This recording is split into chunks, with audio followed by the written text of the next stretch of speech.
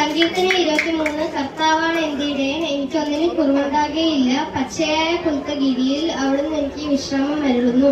പ്രശാന്തമായ ജലാശയത്തിലേക്ക് അവിടുന്ന് എന്നെ നയിക്കുന്നു. അവിടുന്ന് എനിക്ക് ഉന്മേഷം നൽകുന്നു. തന്റെ നാമത്തെ പ്രതി എന്നെ നീതിയുടെ പാതയിലേക്ക് നയിക്കുന്നു.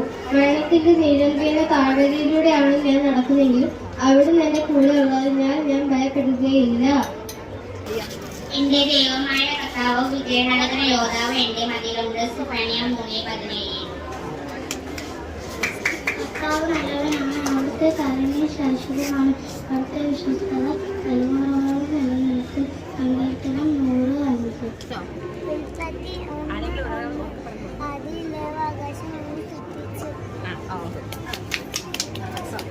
ഈ വചനം ഉണ്ടായിരുന്നു, വചനം ദൈവത്തോടു കൂടെ ഉണ്ടായിരുന്നു, വചനം ദൈവമായിരുന്നു.